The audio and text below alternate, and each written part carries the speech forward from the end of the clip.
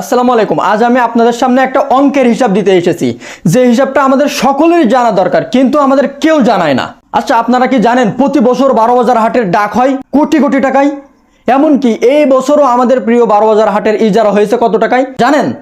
অবিশ্বাস্য হলেও সত্যি, এই অঙ্কটা হলো 2,07,00,000 টাকা। হ্যাঁ, প্রতি বছর আমাদের পকেট থেকে কোটি কোটি টাকা রাজস্ব হিসেবে সরকারের ঘরে যাচ্ছে। কিন্তু আমার প্রশ্ন হলো, এই যে কোটি কোটি টাকা 12 বাজার থেকে উঠে যাচ্ছে, তার কতটুকু আমাদের এই হাটের বা আমাদের ইউনিয়নের উন্নয়নে খরচ হচ্ছে? একটু হাটের দিকে তাকিয়ে দেখুন তো।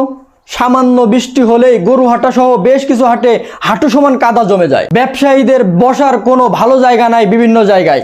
এমনকি দূর দূরান্ত থেকে আসা ক্রেতাদের জন্য একটা ভালো টয়লেট, ভালো বিশ্রামের ব্যবস্থা নাই। প্রতি বছর সরকার আমাদের ঘাম ঝরানো, রক্ত পানি করা টাকা নিয়ে যাচ্ছে, কিন্তু আমরা পাচ্ছি শুধু ভাঙ্গা রাস্তা আর অবহেলা। আমরা চাই আমাদের 12 বাজারের টাকা 12 বাজারের পিছনেই ব্যয় হোক। ইজারার একটা নির্দিষ্ট অংশ কেন আমাদের এলাকার উন্নয়নে খরচ হচ্ছে না? কেন আমাদের এলাকার উন্নয়নে খরচ হচ্ছে না?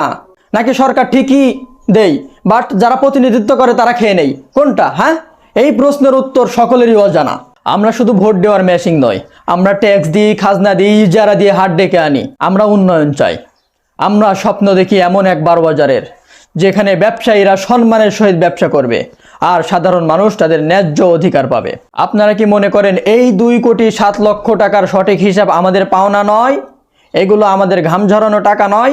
কমেন্টে আপনার মতামত জানান।